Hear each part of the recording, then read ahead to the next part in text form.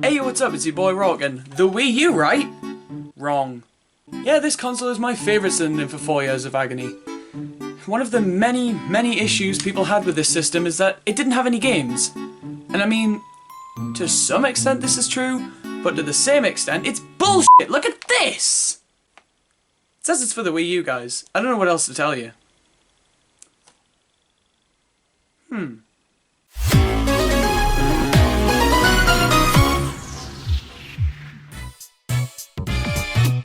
Super Mario 3D World, a sequel to the handheld Super Mario 3D Land on the 3DS. A game designed specifically around the 3D functionality of the 3DS hardware. On the Wii U. We're off to a bad start, aren't we? Many people throw criticism at this game, many claiming it to be the worst of the 3D Mario games. At the time of its release, that may have been true, but what if I told you that now, it's higher up the food chain of 3D Mario games? You'd probably disregard me completely. Okay, that might have been overselling it a bit, but I still believe that this game is way better nowadays, and is an important lesson in the significance of context. Background time. In January of 2013, Nintendo held a Wii U-focused Nintendo Direct, wherein they announced that a new 3D Mario game would be shown at E3, which... Can we talk about this?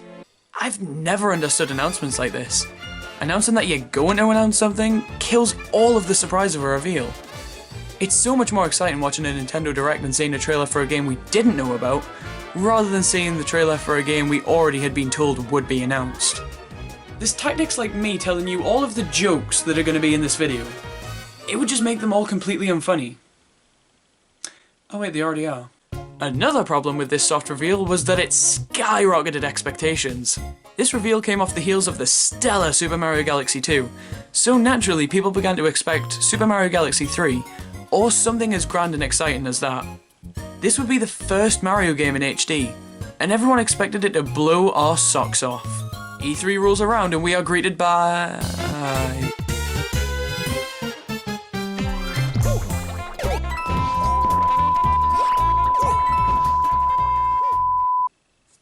What do you want me to say?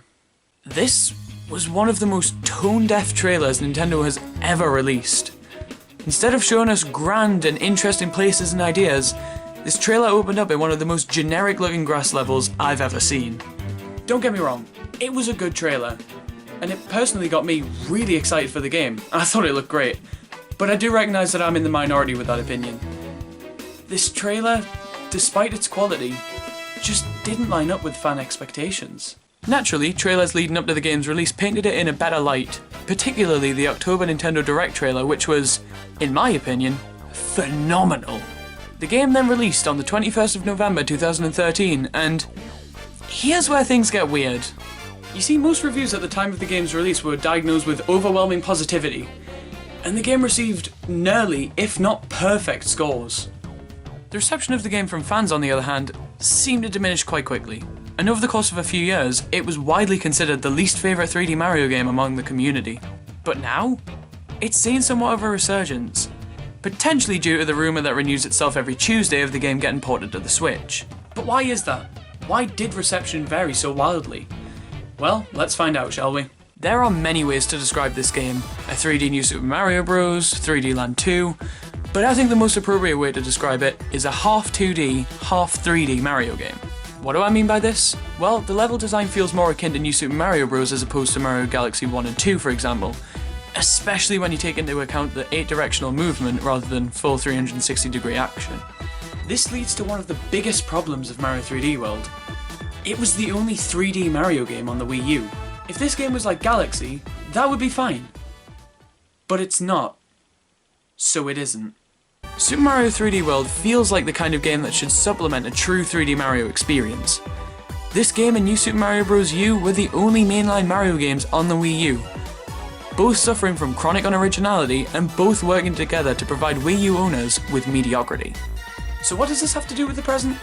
Well, a wild card has been thrown into the ring, in the form of this sex of a game. Finally, after so many years, we were blessed with an honest-to-Goomba sandbox Mario game.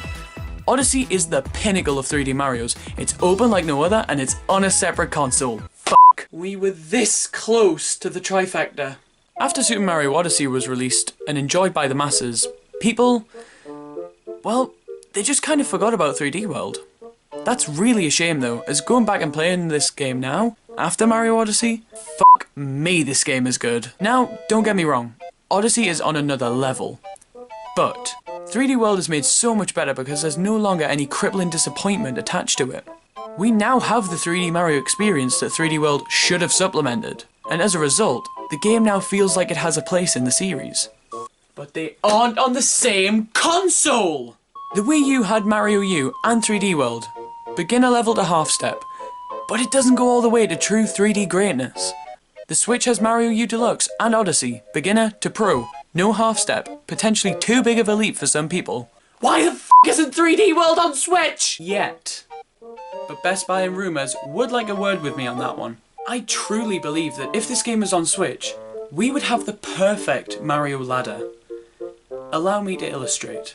Let's say you're a fairly inexperienced gamer. 2D games make up the bulk of your taste, so naturally, you eat New Super Mario Bros. U Deluxe up like a stuffed crust pizza. God, I'm hungry.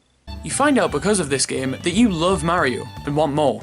You see 3D World, a simpler 3D Mario game more akin to the game you just loved, so you decide to pick it up. It gradually eases you into controlling the character in a 3D space, but with a lower complexity and difficulty, allowing you to comfortably get used to the concept.